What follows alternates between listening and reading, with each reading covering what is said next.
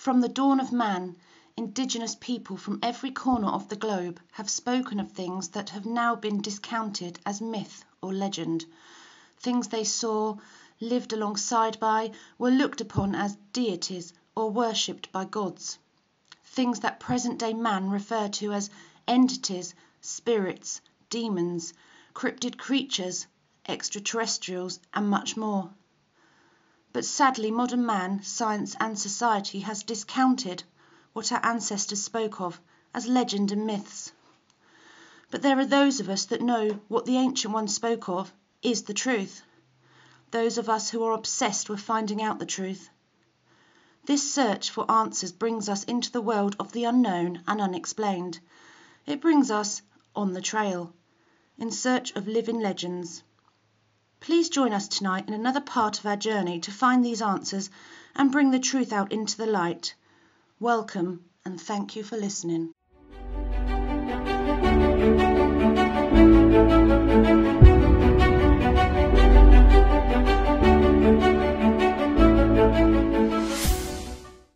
Hey, welcome everyone to another edition of On the Trail in Search of Living Legends.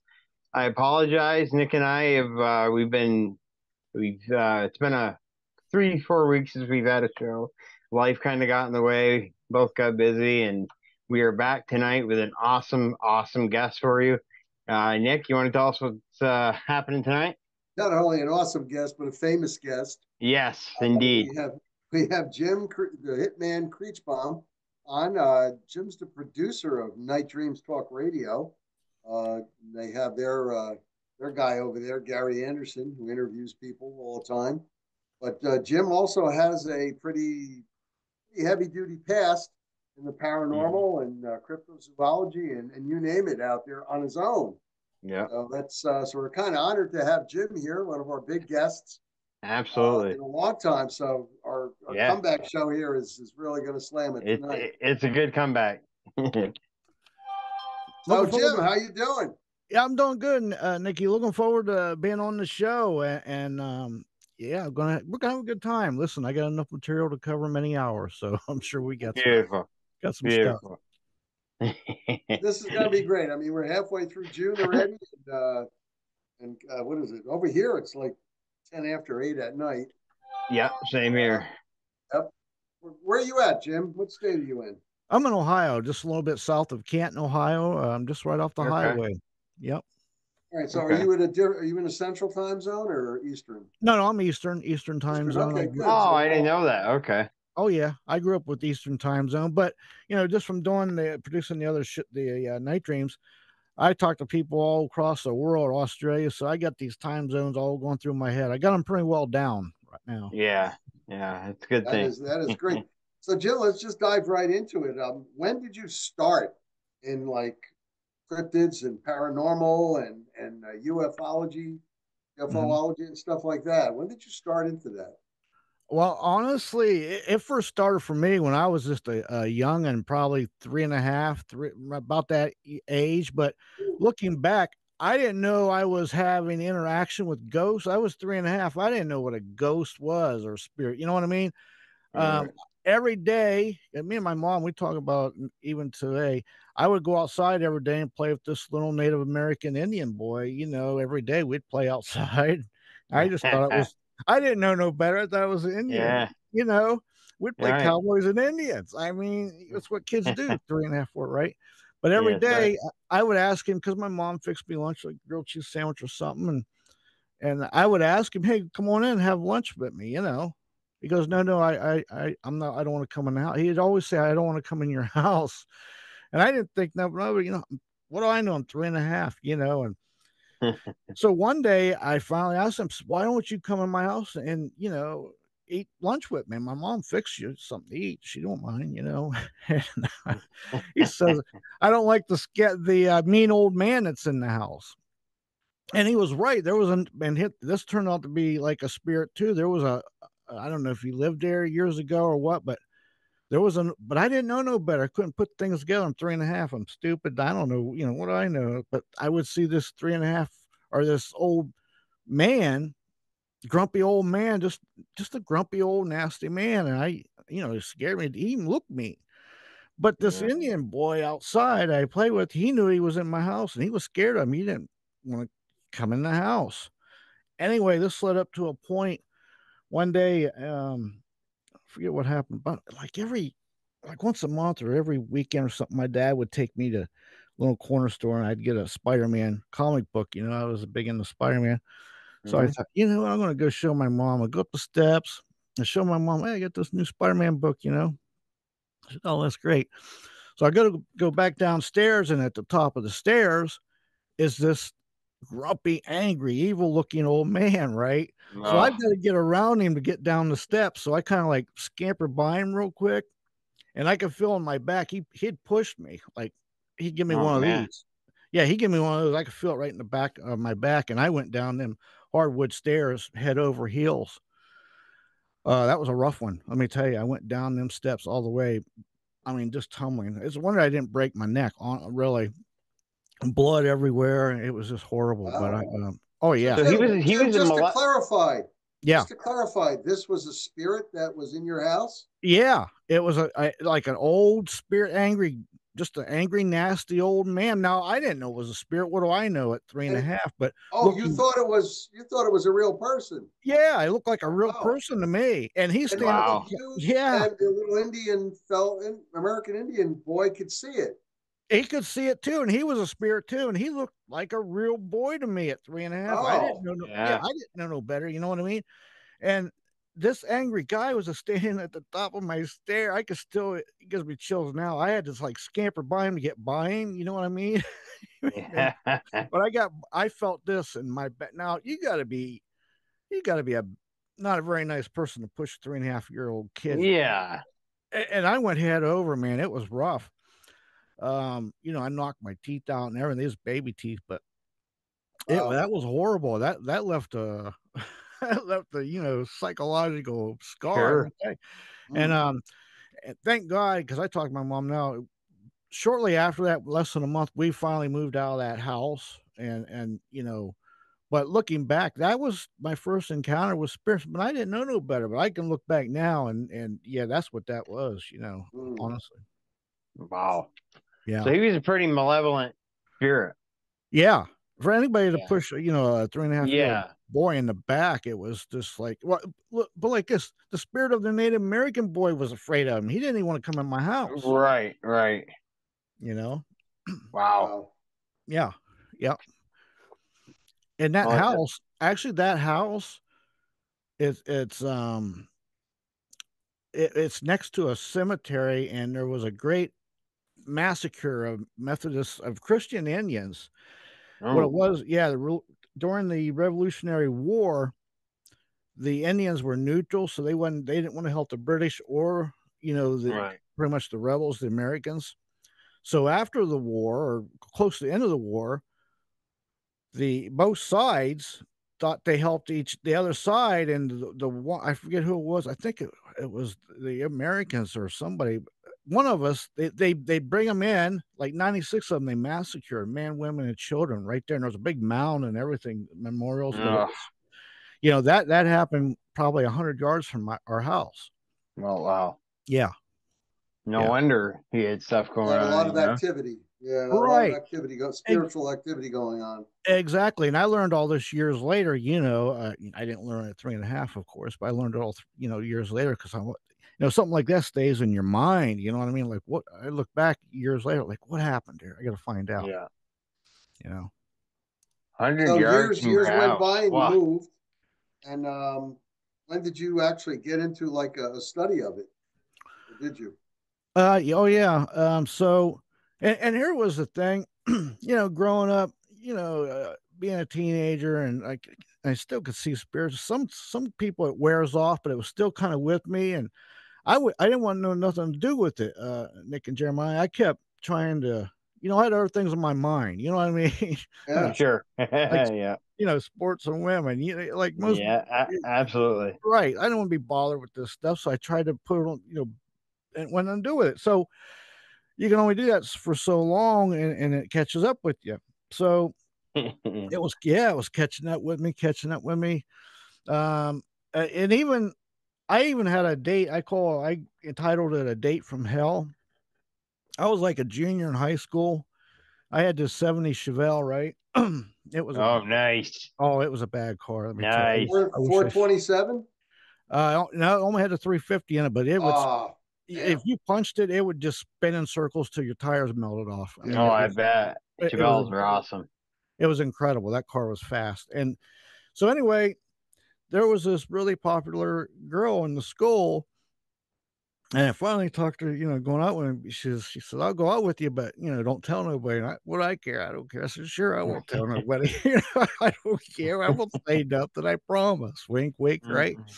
So we go on this date. And we get a few beverages, and we're out in the middle of nowhere. I mean, really, Bigfoot country. Yeah. We're sitting there, and we got what you call in the middle of nowhere here these oil well roads. All they are is a dirt road that's wide enough for one vehicle. It goes in up the side of a mountain or something where they put an oil well. Right. And then they cap it, and you get these big tanks. But you can go back there and just sit and have a couple drinks or whatever. And that's what we're doing. Just got there, and she goes. And remember, I'm only I don't know, maybe 17. I'm not even old enough to be drinking or anything. Not that we were drinking, but anyway. Anyway, she goes, "I gotta go to the bathroom." I said, "Well, good news is there's plenty of those right all around here. Just go right on out and go." Right now, I've got the car situated back. I got it back in, so I can just drive straight out. And it's a 1-lane road anyway. You know what I mean? It's not like you got much room here. It's the middle of the woods, and there's some clearing like fields where they cleared off where they were drilling, and we're sitting there, and she's out in front of my Chevelle, kind of got her back against the bumper, kind of sitting down there. And I'm sitting in the driver's seat, and I'm looking out through the windshield, and I kid you not, man, I see these 3 shadow people. They come from right to left, and the moon was all lit up, like you could see plain as day. And these 3 shadow people, maybe about, I'm gonna say 50 feet ahead of us, 3 of them. They come from right to left, and they get in the middle of this. I kid you not, they get in the middle of this dirt road. They stop. And all 3 of them, their heads go like this real slow, right? Like you can see the figure, like their heads are turning to the left looking at us. I'm like, "Oh, no, no." I'm saying to myself, "No, no, no. Please don't let her see this." I'm saying, don't let her see this. You know what I mean? So she looks up, and sure enough, man, she sees these 3 she sees them too. She jumped up out of her breeches, her shoes, and everything, and just got in the car. She goes, "Let's get out of here. What are you doing bringing me to this place? What is that?" She's going off. And I'm like, "Oh, I know this date it went south real fast before we And ever." were those things like were they like opaque? Like opaque color, or like They were like, a rake, for instance? it's hard to explain.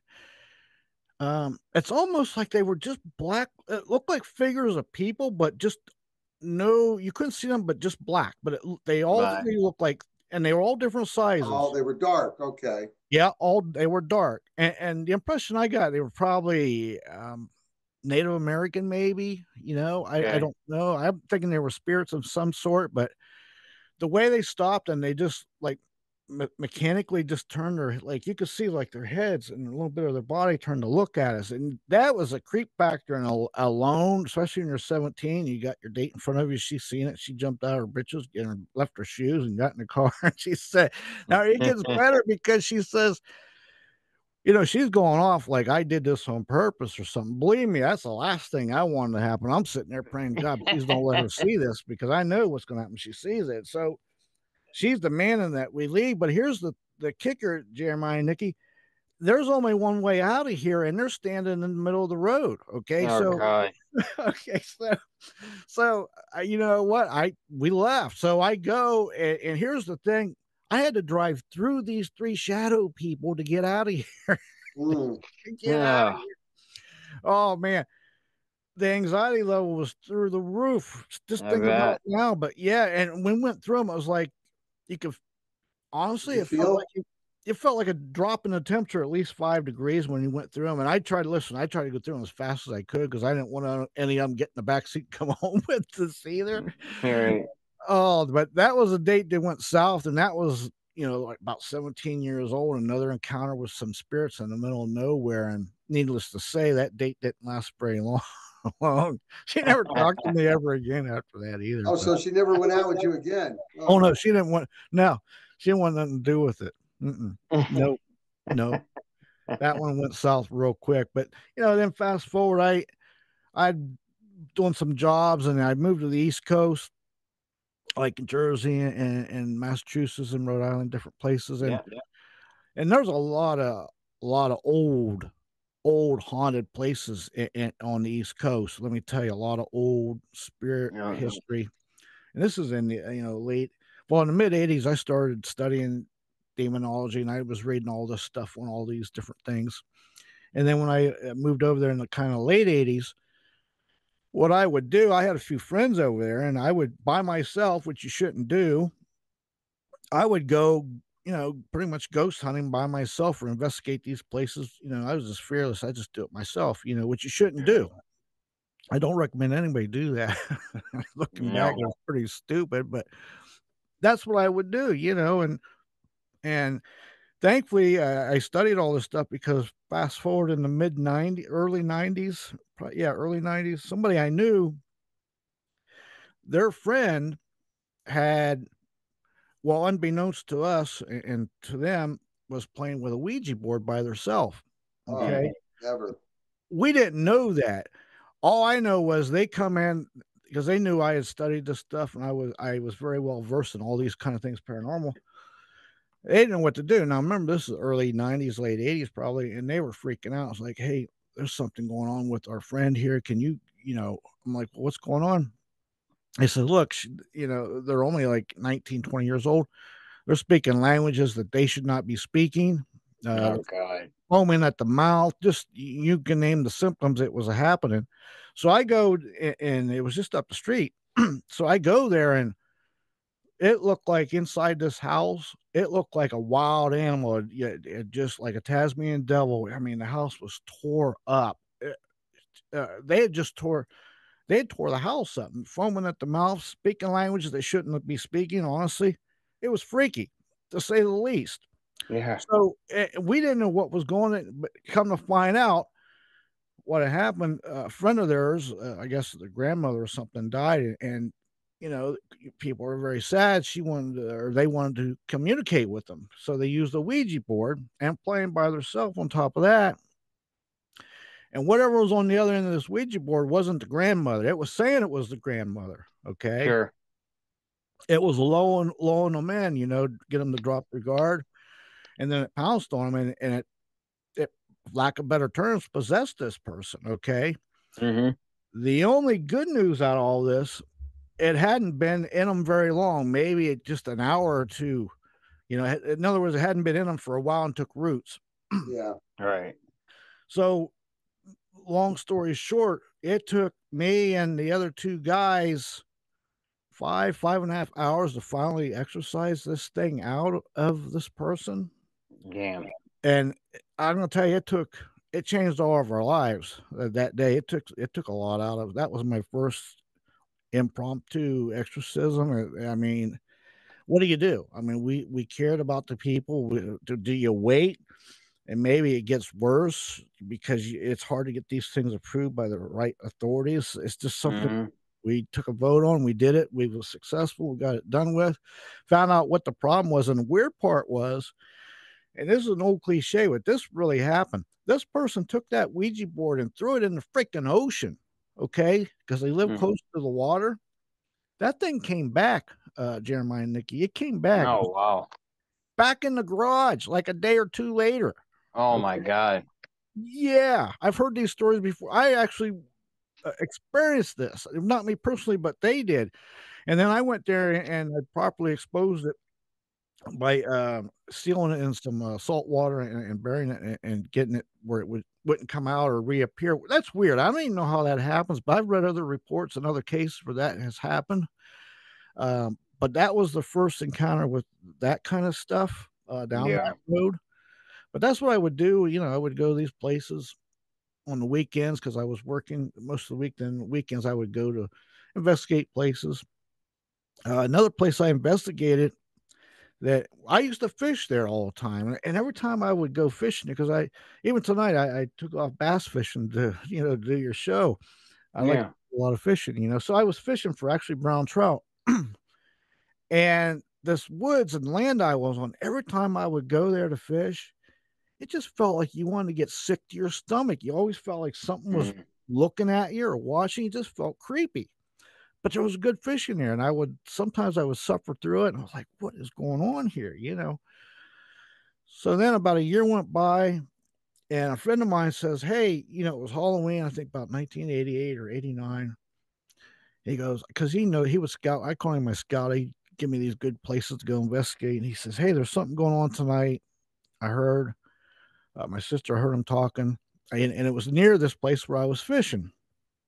And he said, "Just go there, park, and give me instructions." And I knew the area because I'd been fishing there, for last year or so in these woods.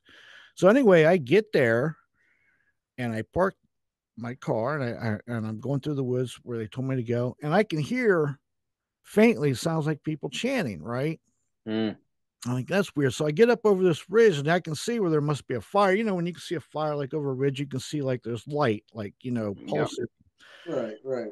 And sure enough, I get behind this down log tree and I edge my head up. I feel like a Navy SEAL or something. I'm like creeping up. Well, I don't even know what I'm creeping up on, but the chanting's louder. I can know there's a fire.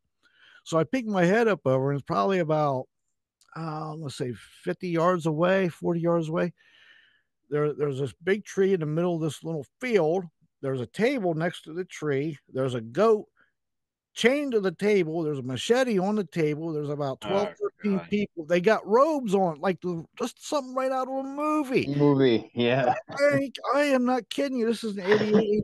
They got these robes on. They're chanting. Now I'm seeing all this. I'm like, oh hell no! I'm getting out of here. This has got signs of a bad scene out of a movie. I said no. So I very quietly got out of there. It's just like you see something like that in a movie, you break a stick and then you're done. They know you're there. They Yeah. get all these thoughts are going through my mind. I'm like, I'm getting out. So I got out of there. Right. That was the freakiest thing I ever walked up on in my life. Imagine now, remember, it's close to midnight. It was on Halloween, and obviously they got something. They had some kind of ritual going on, or whatever it was. And I'm thinking, I'm not interrupting this barbecue. I'm getting the heck out of here. And I got out of there, man. I see my buddy afterwards. I'm like, "What did you send me to?" He goes, "Why was?" And I told him what happened. He goes, "Oh my god!" I said, "Yeah." But there was a lot of reports of satanic cults and rituals going on in these woods and stuff. And in that area where this was, fast forward to just a few years ago, that's where the Conjuring House is, and that woods right next to it in Harrisville, Rhode Island. That's where this was. Oh, okay. But I didn't know nothing about all that stuff back then. I just found out about. Now fast forward, I connect the dots. I'm like, no wonder that land felt there was a lot of bad history Yeah. on that land. You know what I mean? That's why I was always feeling sick when I would go there to fish. You know? Hmm. Wow. Yeah, right, right. And that's what I would do on the weekends. I would investigate these stuff. That was one of the places I investigated. That was one of the freakiest things I ever walked up on in the middle of the night, in the middle of nowhere, pretty much. Right. So Jim, basically our channel, a lot of times we interview people that have had experiences with cryptids. Anything? Have you ever had any experiences with Dogman, Sasquatch, Mothman, or anything like that? I have actually. Let's Nice. see. Well, the first experience I ever had with a cryptid, and I'll be honest with you, this was again, it was actually the same year I had with the Chevelle. the Yep. same the same year. I kid you not, man, in this Bigfoot country. It was down near Salt Fork, Ohio, in the middle of nowhere. Now, this is back in yeah. the early 80s, so it was even more wooded area back then, you know what I mean? So me and three of my friends were out driving about 2 in the morning, and again, we're having some beverages. Okay, so we pull over on the side of this mountain, and again, it's a dirt road on the side of this little mountain. And we pull over, we're going to take a little 5-minute break, so to speak. And there's like this lightning happening, but it's like, what a lightning is, and it kind of lights up. Like if you ever look in a cow field, and it kind of lightnings, and It's not like directly, but it lights up enough. It lights up the whole field real quick. Right. Yeah. Yeah. That's what it was doing. Now we're over, and we're in the middle of nowhere. The closest farm is an Amish farm, which is probably a mile away, and we're overlooking down into this hayfield off the side of this little mountain. And or not hayfield, but cow field. And the only thing in the middle of this field is an oak tree about probably 200-300 years old. I mean, you ever see a 200-300-year-old oak tree? They're huge. I mean, Oh yeah, you can't extremely wide. you can't get your arms around them. They're huge. Yeah. So, and this lightning, it lights up, and one time it lights up, when it does, I kid you not, we all seen it, 8 foot, 3.5, 4 foot wide, either a naked, hairy Amishman in the middle of nowhere in a lightning storm under an oak tree, or it was a Bigfoot. But here's the thing: back then, we didn't know we wasn't thinking Bigfoot. I put the pieces together later. That had to be a Bigfoot we seen, and here's Absolutely. that. You know what I mean? It was like that was basically what that was. It wasn't like a big thing, but then the thing was, once we seen it. Mm-hmm. We all like it lightning again. Then we didn't see it, so it must have went back behind the tree. But I'm going to tell you something. All four of us spun out like the Roadrunner, man, and the Coyote. We got in the car and we burned it out of there. And like that run the whole night. Like we went home, nobody said another word. It like freaked us all out. We didn't know what the heck we was looking at. I mean, Bigfoot wasn't on our minds back in those days. The only thing you heard about Bigfoot was maybe in the Northwest or something. Yeah. You know what I mean? And that was my first. Had to be say either a Bigfoot or a hairy naked Amishman, giant naked hairy naked Amishman, in the middle of a storm in the field under an oak tree, which was the smartest thing in the world to do. I don't, you know what I mean? It still freaks me out to this day thinking back to that, And the only other thing, there was a lot of back in 1994. I was hanging out with my dad. He lives down by Sulphurk there, and there was a lot of reports of people seeing Bigfoot, and they're hearing Bigfoot, and they're hearing knocks. And this is back in '94. And I'm like, you know what? I'm gonna get out because I know those woods. I'm gonna get out there. I'm gonna find out. You know what I mean? I'm gonna find out. So I spent a couple days in the woods actually looking for something. Didn't see anything. Seen all kind of wildlife, but nothing that would be Bigfoot related. And then one day it was about 5 in the afternoon, and I'm hearing, I kid you not, I'm hearing ungodly noises. I had no clue and I grew up in these woods. I could not recognize these noises. I'm like, these noises stood the hair up on your neck right away. Yeah. I mean, really chilling. I'm like, oh man. So I hunkered down behind this log, or dead tree again, big dead cherry tree. And this getting closer and closer. So I'm like, man, we're going to come to a head. And I'm prepared. If it's something going to attack me, I'm going to unload 36 rounds on this thing real quick, and then reload and do it again if I got to. I don't know what's coming at me, but it's getting closer and closer. And it's coming right at me. And I'm honestly, I'm afraid to peek my head up over it but I'm figuring I'm just going to wait it out. It's going to either walk over me or come because it's coming. Finally, I couldn't take it no more. It was like right on me, and it's making these god awful noises. So I get up, I'm ready, and I kid you not, man, it was a freaking peacock. It was a peacock. Yeah, I'm not kidding you. What had happened? All these farmers in the middle of nowhere had these peacocks, right? Yeah. But they would get loose when these storms and stuff, and now they're running wild in the woods, and they're making ungodly noises. If you don't ever heard of some of these peacocks, some of the noises they make in the middle of nowhere, and you're not familiar with it, you'll think it's some kind of Bigfoot or something. That's what these people were. That's what they were hearing. I debunked it. That's what it was. Yeah. But I only really. That's what was kind of seriously looking for Bigfoot, and then the other one I seen Bigfoot, wasn't even looking for it. All right. Yeah. Usually how it goes. That's what happened. Yeah. Yeah. Other than that, I've seen a lot of weird stuff in the woods. Now, even at Sulphurk about 3 years ago, I was down there. And I seen a partial footprint on the side of a little bank, and this is off trail. This is like in the middle of the woods down there, and it was like it was almost like a little like the side of a bank. You know how if you step on it, it kind of slips, the dirt slides down a little bit. Okay. Yeah. And this is what happened. You could see like you can make the toes out, but it was only like half a foot. I'm like, yeah, maybe it's a big foot. It was pretty wide, pretty big, whatever it did. So I'm thinking, okay, it's going in that direction. So let me just keep going in that direction. So at about another 50 feet ahead of where that footprint was, there was this tree, probably about 6 inches around. I mean, big enough that no human I ever know could take and bend it and snap it like that. And that's what had happened. Mm-hmm. 8 foot high. I measured it.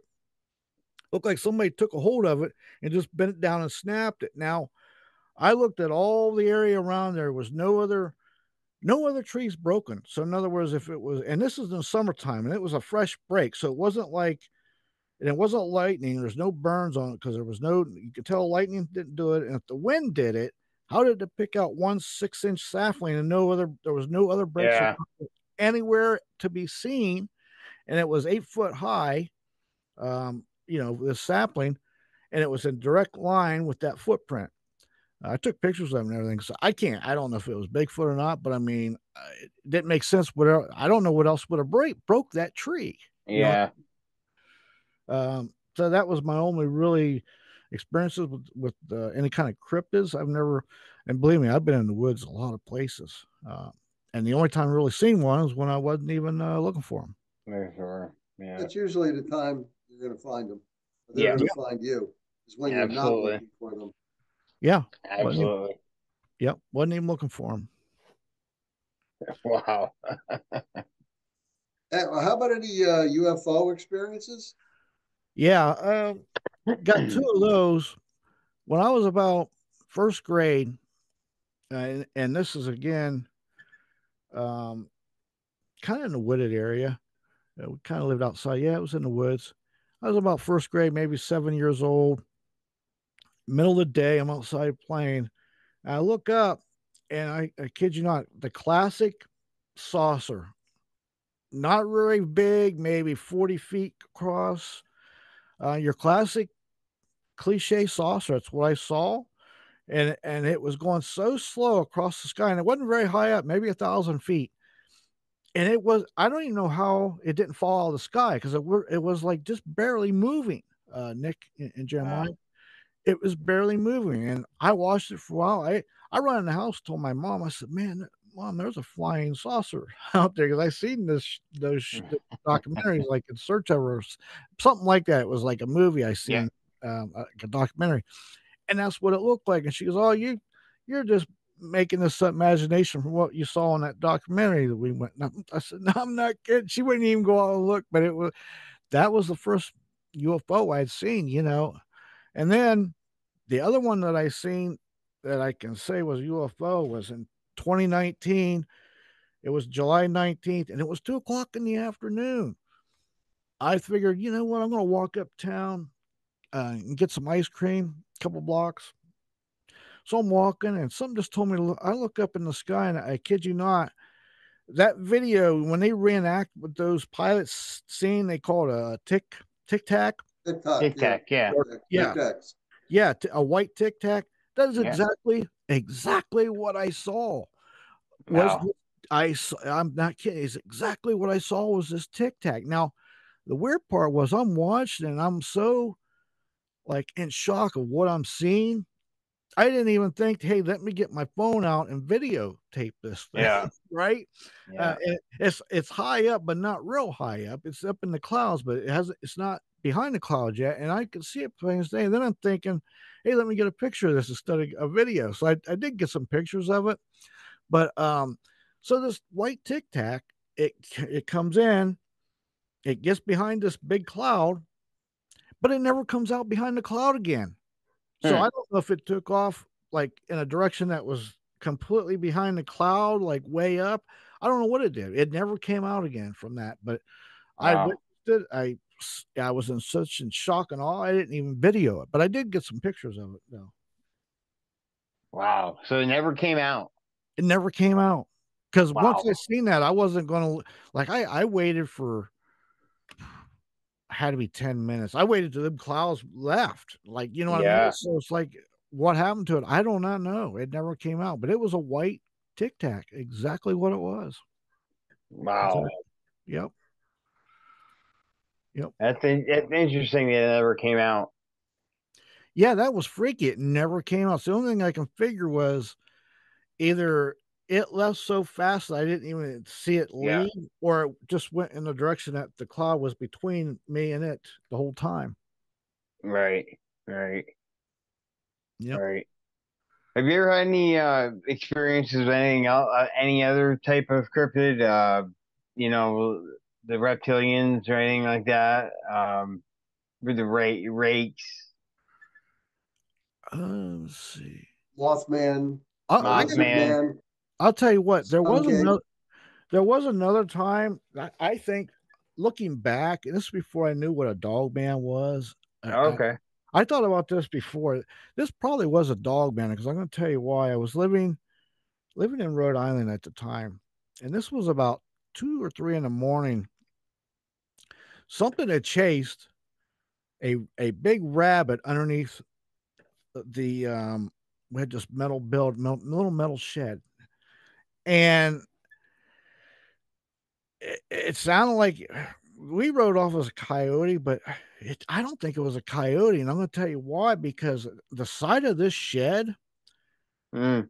something with like serious claws Mm-hmm. had, and we're talking, it started clawing at probably 4 or 5 foot level and just clawed all the way down the shed and Oh actually yeah. dug a huge hole. I mean, you could have a person could have got it through this hole underneath this shed, and it would made all kind of ruckus and stuff. And at the time, my one of my kids were sick, and I couldn't really go. I didn't want to leave them alone, but it was making all kind of ruckus, and it lasted. Then it left, and I went out there the next day, and I couldn't believe the amount of dirt that was removed that this thing was digging to get underneath that shit. And the claw marks were mind boggling. Now, I don't know if that was but I never even heard of Dogman 2 years ago. And this was way back in the 90s. So, and there were reports of people seeing stuff. They didn't call them dogmen. They called them like werewolves or something like that's what they were saying. Yeah. But this had all the earmarks of that's what it could have been. I didn't see it, but man, the stuff I heard, it didn't sound like no ordinary coyote, if you get what I'm saying. Right. Again, this is Yeah. was Doesn't it sound like a coyote. no, it sounded like a coyote on steroids. It was like Yeah. but this was before I was ever educated on what it would even heard of such things as Right. and Jim, were the claw marks wide apart or close together? they were about looking at it looked like a human hand. Like, in other words, if I had Mm. claws on my hand, that's You what it spread kind of your looked like. fingers out. Yeah, that's what it would Yeah. look like. Man, and you can see there were 2 of them. And here's the other thing with coyotes and wolves. If you look at them, their legs are close together from their chest. They're not Right. like a dog. Dogs are far apart. If you look at a coyote and wolves, their legs are close together from their chest down. So Right. with their claws are going to be like close, but these were Right. far, like these were spread, like, and they were like, coming down all the way down, and they were so big and powerful enough that it dug a hole that was big enough for a human to get down in. Like, it looked like a cave it dug to get to. So like the claw marks, Jim. Sorry to interrupt you, but it looked like something that had a chest, right? Yeah, Like a widespread chest that made the marks down. but like I've never seen, and I've seen thousands of coyotes in my day. Their claw, it's not. It was different. Like, it was not Yeah. wide. It's not even wide enough. Right. It's not even Right. wide enough. And Right. plus, the way the claws were, if you look at the way their claws are staggered on their paws, it doesn't line up right. You get what I'm saying? Like the finger, it Yep. looked like something had fingers is what it pretty much Right. the way that they were spaced Right. and Yeah. like that shed was tore up, and it Yeah. actually it tried to get there must have been, I think there was a nest of rabbits underneath that shed, and it dug so much dirt. Like, I couldn't believe the mound of dirt that was in just very fast time that it dug, and it was a hill of dirt from where it dug, and whenever it was digging a hole so big, that means it had to be a big body have to have a hole that big. You get what I'm saying? Sure. Right. Absolutely. That's Yeah. Absolutely. Yeah, that's what Jim, freaked us. I've been on many a field investigation when we're out there, dogman reports, and the way we can differentiate between like a black bear's claws and a dogman's claws would be that the dogman's claws would be like a human hand, only wide apart. When you see a claw mark on a tree, black bear, generally the claws are close together like this, Yeah. when they're climbing the trees. Yep. And from what you're describing, that sounds like you had a dog man over there. Yeah. Because I mean, if that was a brown bear, the claw marks would even look more different.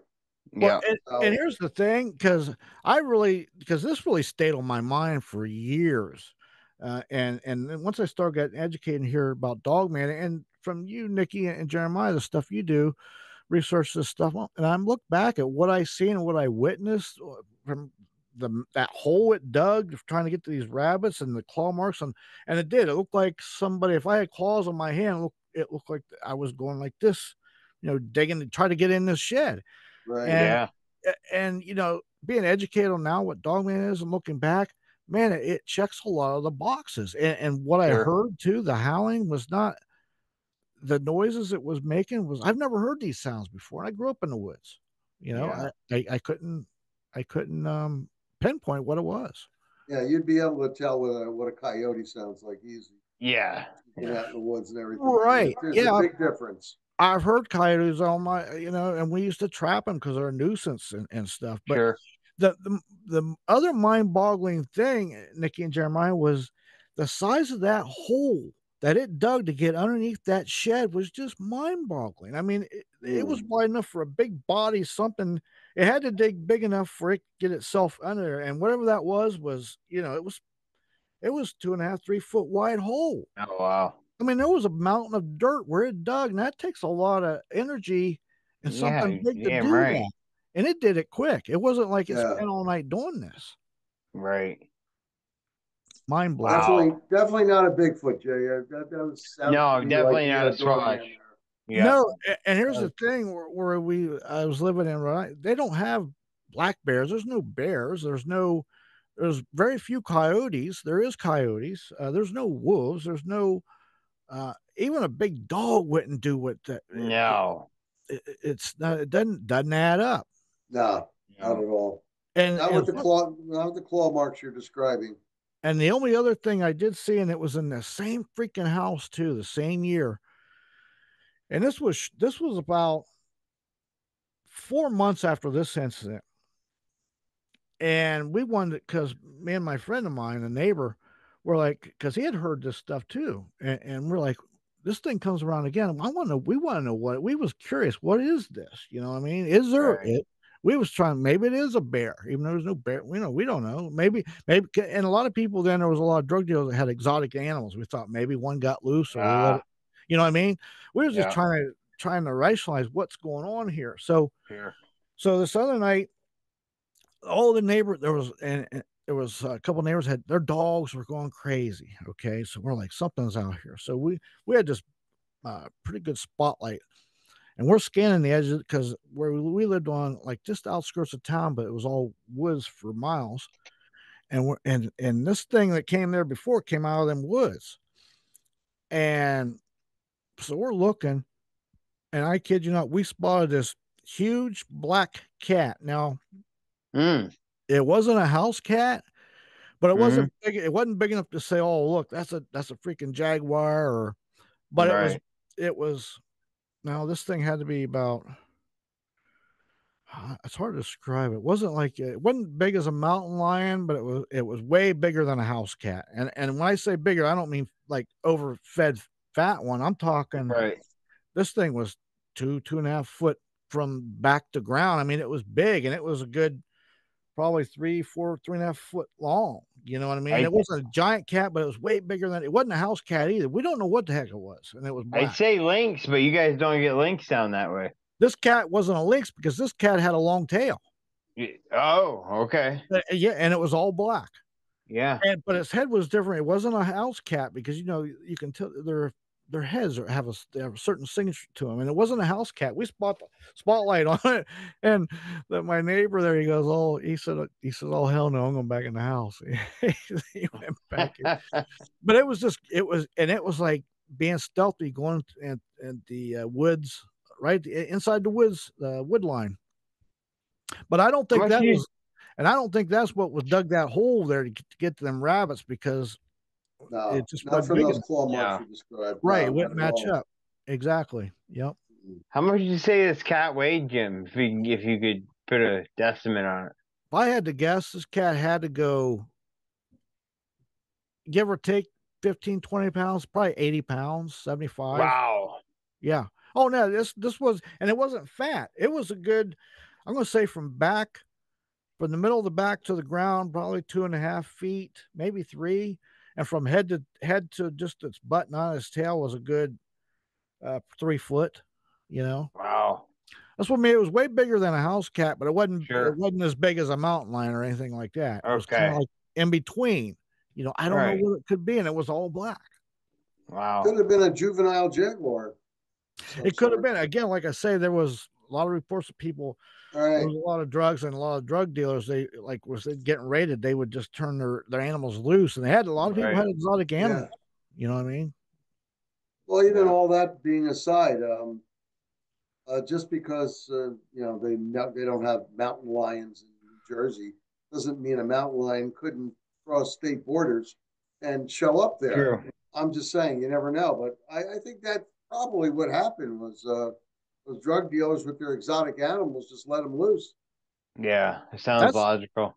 That's kind of what we surmised, you know, looking at all over. We couldn't figure out what the heck it could be. That's what we kind of just what we checked it under was something like that. Sometimes the people they think, oh, it's a good idea, but as the animal grows, they can't handle it any longer, and they just let it go. Right. Yeah. Well, exactly. Look at Florida. Oh my God. The boa constrictors have taken over an invasive species. I mean, look how it affects the environment. It's like a chain reaction, domino effect. It really messes things up. And then you got Pablo Escobar's hippos in Colombia that are tearing up the Amazon. Yeah, that's right. That's right. Because people don't realize animals like that, they're intrusive. They can really mess up the environment. Yeah. And it messes up not just the other animals, but the flora, your drinking water, just everything. Yeah. And speaking of Florida, back in the late 40s, the 50s, and early 60s, people used to go to Florida and they would sell baby alligators. And people would take them back up northeast. Yeah. And I mean, that's where you get a lot of the, and then they would flush them down the toilet. They got a little bit too big, or they just throw them in. They would actually put them in the sewer systems. You know, they put them in between the sewer grates, and that's where you hear a lot about the the lore, I might as well call it. But many a person that worked in the sewer systems in New York City, they've reported seeing alligators under there. Yes, they have. And, they have.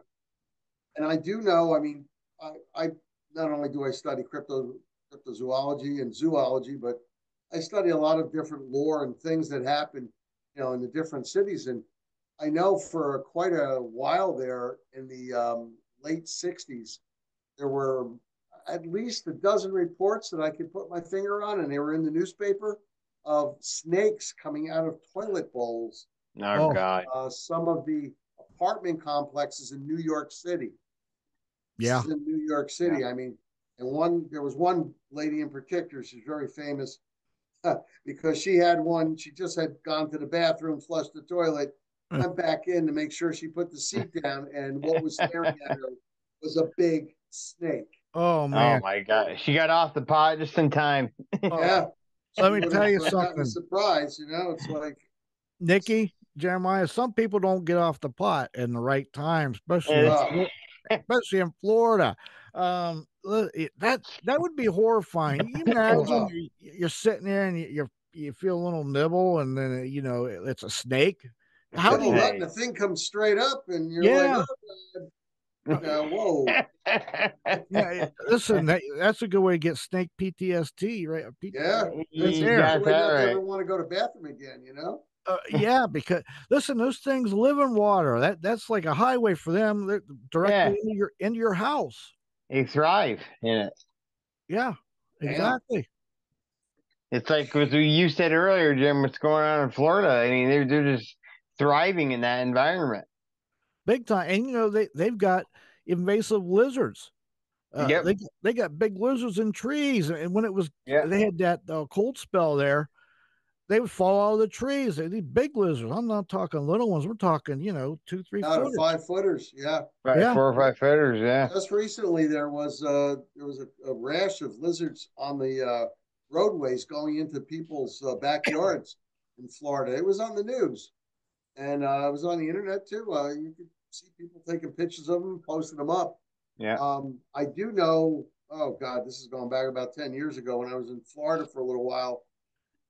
Actually, we saw a alligator, and this was like I'd say about a 5-footer. It was climbing a chain link fence yeah, Oh, into the wow. person's backyard. and went over it. Yeah, yeah, and it could actually climb a chain link, but it can also climb a cinder block wall. Yep. It's Yeah, really? amazing the things that these Yeah. things can do. Yeah. So I've I seen them mean, on. I've seen them on people have video. cinder block walls to protect their pools, and I Mm-mm. mean, you get uninvited guests. Yeah. Yeah, and you're right. I've seen them. I've seen the videos. They're climbing, like you say, 5-foot cement wall.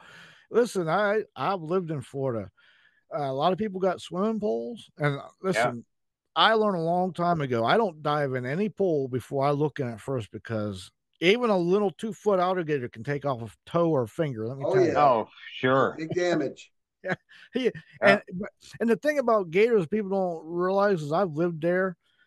It's not sometimes it's not necessarily they'll drown you to kill you. The bite can leave such an infection. The infection will Mm-hmm. get you. Get you. Yeah. Yeah, right. Can you Yeah. imagine you decide it's really hot, you want to go take a nighttime swim, and you've Yeah, got a 6-7 footer in your pool, Grabs onto your leg. and that's the end of it. Yep. yeah. Let me tell you, I was actually fishing one time in Florida in a little river. I was probably knee high into it, bass fishing because I just do a lot of bass fishing, and Mm-hmm. something didn't feel right. Nikki and Jeremiah and I look, and I can see just how the gators got like their back is rigid. You got little Yeah, ridges. I could you Yeah. just see the barely eyes. I could barely see that, and there was about a 9-10 footer. It was just cruising real slow toward me. And I was like, "Nope, time to get out of here." And I got out of there. But they'll sneak in one. People used to lose dogs all the time and kittens because they are, Mhm. they just sit there and wait, and then they just Yeah. pounce. Yeah. And You what can't. we're talking about here is that on the streets, these things hide behind the bushes or Yes. in tall grass, Yeah. Yep. and people are walking by with their little muffy dogs, Yeah. and boom, snakes right out and grabs the dog, and that's the Yep. end of Yeah. it. Yeah. Yeah. Yeah. Yeah. People. Right. Right. And another thing you were mentioning about cryptids. Now this isn't a cryptid, but I can see how people would mistake it because I've grew up in the woods a lot, and I've did a lot of night driving in the woods. And I am telling you, one time I seen probably the biggest owl I've ever seen in my life. When I say huge, I'm talking its wingspan had to be, I'm going to say 5 foot, 4.5, maybe. It Mm, was giant, giant owl. And right. and the thing about these owls, they're pretty quiet. But I was driving again. I was in this was in my Chevelle again, and Mm. I'm at this stop sign in the middle of nowhere, and it's probably about 1 in the morning, and this owl, I don't know if it was grabbing. I think it was grabbing a bat. It was grabbing. I think it was a bat. Mm-hmm. Because it was like about 1 or something in the morning, but it was like right in front. I'm sitting there, and right in front of my windshield comes this giant owl, and I think it was a bat. It grabbed it and it flew off, but that happened so fast and it was so big. You were like, "Was that a Mothman? What was that?" Yeah. Yeah. You mistake it very easily. I see where people And make mistakes. I'm telling you, their eyes sometimes look big and red. Big and red. Yeah. Yeah, no, that's what those owls look like. And Yeah. and yeah, you're right. They have a 5-6 foot wingspan. Huge. And yeah, back in the day when the Mothman was out and about, people thought it's possible that maybe it's a barn owl. one of those owls that are out there because their eye shine is red, and they do have wide wingspans. Another thing, misidentification is a big word in cryptozoology. Yeah. And another animal they thought it could be, and I think it is a sandhill crane. Yeah. Sandhill Because crane. a sandhill crane can stand 6'2", 6'3". Yeah. And it's got red around its eyes. Yep. It has a very wide wingspan. And yeah, it's going to look like a human at nighttime and under those conditions. So misidentification a lot of times. And you know what? With that crane, with that red around its eyes, when you look out real quick with say headlights or a light shine, it looks like a big red eye because it glares off of there. And another thing too, there's a lot of big birds that their flight patterns are getting out of whack because of the magnetic field shifting and stuff. So it's throwing these big birds, and they're in territories now that they've never been in before. So you've got people that live there, they're seeing these giant birds maybe at night for the first time. And it's like, what is that? Yeah. Oh, yeah. Yeah. And speaking of the Mothman, I mean, they first saw it in West Virginia. And there are ley lines that go from West Virginia all the way straight up into Chicago. Yeah. And if you care to study in zoology the flight patterns of the sandhill crane, the sandhill crane actually starts all the way down the ley line into Florida, comes straight up through West Virginia, and goes straight into Chicago. Yeah. And there have been many reports of Mothman in Chicago. Tons. Especially near O'Hare Airport. Yeah. Yeah. Near the airport. I think it was called Ridgemont. I think it's Ridgemont area. Ridgemont, right? A lot of I've read all these. There's tons of reports of people seeing Mothman, and it's all like a lot of them's been sighted in like 8, 9 o'clock in the morning. In the morning. So what are they seeing? You know what I mean? I don't know. Yeah. There's something going on there. People are seeing something. They're seeing something. I had received a few years back, through my contacts in the Dogman community, I received many calls in reference to. Now it was about 5-6 blocks away from the airport into the city area, but reports of Mothman flying around near an old church. They had a big belfry up there and everything. And sure enough, I took an expeditionary team up there. We had 4 of us, and we staked out the place, Jim. And I'm going to tell you, what we found out was it was a group of bats flying together. And when they're flying together, that many bats at nighttime, it looks like a human flying, or a Mothman flying. But they were all together and they stayed in unison and they were flying around that area. It only took like 2 nights, but we saw them. You figured it out. It was an amazing thing. And also in your neck of the old woods there, Nikki, in Jersey, there's a famous video of a woman that filmed a black bear walking on 2 feet forever. Like it walked around that backyard forever on its 2 feet. I've seen I think I've seen that, Jim. Yeah. Yeah. It's popular. Yeah. And the way to tell, versus a dog man or a big black bear is that the black bear, the arms are shorter, much shorter.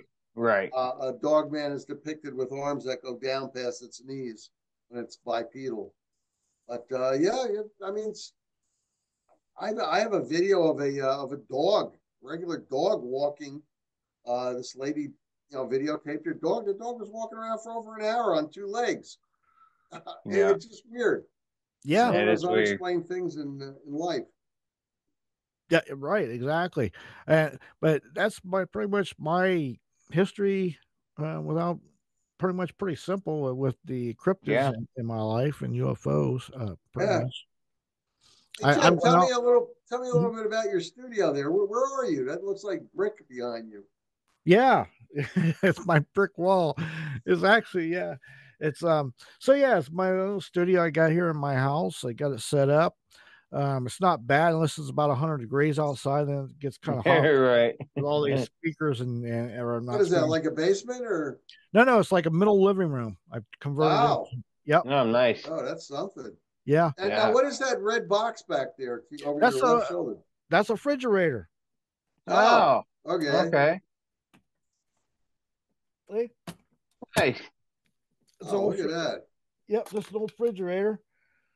This up here is an old. You remember them TV, Yeah, radio players right. from like the 70s and 80s? Remember, Vaguely.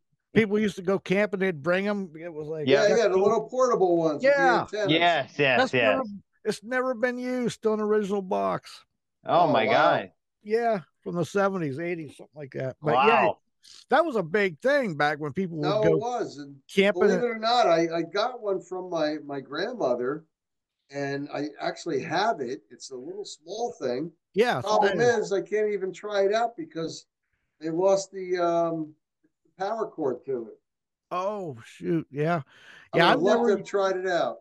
I had one like we used to go camping in the early '80s and stuff. We would that was a big thing. Like Oh yeah. you were the man if you had one of those. Like you had it going on.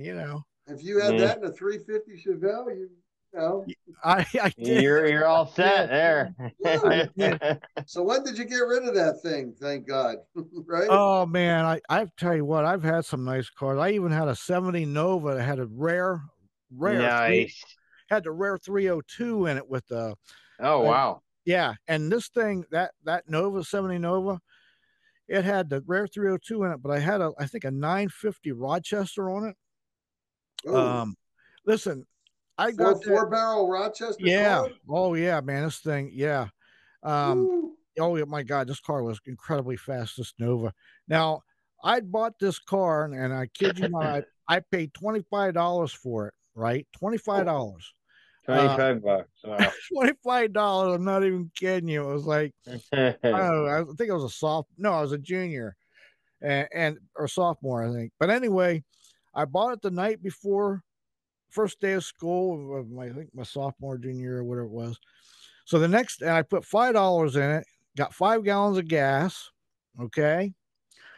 And I drove around a little bit, went home. I live 5 miles out of town. And I went to school the next day. I ran out of gas about a mile short. Like, what's going on, right? My grandfather come by. He was on his way to work and give me some gas. But I figured out that car got about 6 to 7 miles a gallon. That's if Miles you to the didn't. gallon. That's Yeah. if you didn't punch it. Because when you Yeah. punch it, you could hear that gas going. Woo! Yeah. Incredible. Yeah. Those are some good. That was a good carb system though. That the Rochester. Oh my But God. those four barrels, Absolutely. yeah, Yeah. that would eat gas like crazy. Oh man, I love the Rochester better than the Hollies. I had a 77 Chevy van that had a racing cam in it, 350, and Mhm. I had another 950 Rochester. Now this Chevy van weighed 4,000 pounds empty, 77, but the Yep. motor in it was like a racing motor. You Right. could punch this van and it would spin out and outrun most cars, but it looked like an old beater van, but it would outrun most cars. It was a Mhm. sleeper, as they say. But yeah, it was a classic. But You I hated remember it. the thrush mufflers? Yeah, Yeah, yeah, a lot of guys used to put a 4 barrel Holly carb on, and then add the thrush mufflers to it, and I mean that would just pile on the horsepower. yeah. Absolutely something. And then, of course, and the early '80s, we all grew up watching the Rockford Files. So I lived out and there's a lot of these dirt roads. Oh yeah. So we'd go out there, have some beverages, and be like on these dirt roads. We'd just put it in reverse and floor it with these Novas and Chevelles, and then just whip it in neutral, whip it around, jam it, and drive. You know how you used to spin around and come around and forward and go. We used to Yeah, do that all Yeah. the time. We used to do it all the time out there. You have a blast with that. Well, you could do it back then a lot easier because we didn't have the radial tires. Yeah. You Exactly. just had straight up tires. You could spin anything. Oh man. But then the advent of the radial tires, and the reason I'm saying radials because they stick to the ground better, a lot Yeah. better than the straight up tires that they used to have. Right. Yeah. Yeah, those are some cars. Sometimes a buddy of mine had a Corvette Stingray with a 454, Mm. and I mean we're talking some heavy duty stuff. He put everything in that thing. He put Oh. he took out the Rochester carb he had in there, and they put a 4 barrel poly carburetor, and he put the thrush. And I think he got it up to something like 600 horsepower, and That Wow. gave you 6 miles to the gallon. Yeah. Oh, Yeah. People don't realize those cars didn't get much gas mileage, but the gas No. was cheap then, Like I had a 69 Charger. And Nice. when I first Oh, bought it, God. I had to fix it up. Like my gas tank was a 5-gallon bucket with a hose running in it sitting beside me. That was my gas tank. Till I got it home and fixed it up. But if you'd have wrecked or lit a cigarette, you'd have been a goner. But Yeah. I mean, the SS Chevelle, the Challenger, the Charger, the Barracuda. Remember the Barracuda? Cuda. Yep. And here's one from an old car company that's no longer around anymore. AMX. I don't know if either. Oh yeah. No, never heard of it. Yeah, I know what you're talking about. American Motors. They also made that little funny car called the Gremlin. Oh yeah. I remember the Gremlin. Right. Yeah. They had the Pacer too. Yeah, that is a weird looking car. It was. Pacer. God, it looked like an alien spaceship, to tell you the truth. It did. It was strange looking. I knew somebody had one of them Gremlins. I think they put a big old Chevy engine in it, and it was like, Oh my God. Yeah, it was like putting a Hemi on a lawnmower. It was crazy. Oh, I bet. It's also like a death trap because yeah, absolutely. Right. Absolutely. Well, gentlemen, Jay, I hate to do this. Towards the end of the show. We are. Jim, if you wanna come back on in a couple of weeks and do some more chatting. Yeah, sounds like a plan. I've got, like I said, I got a lot of years of stuff we can cover for sure. Awesome. I'll talk to Nick tomorrow and we'll figure out when we can get you back on, probably within the next 2 weeks or so. Yeah. Looking forward to it. Stick around, Jim, for about 5 minutes after I hit done recording.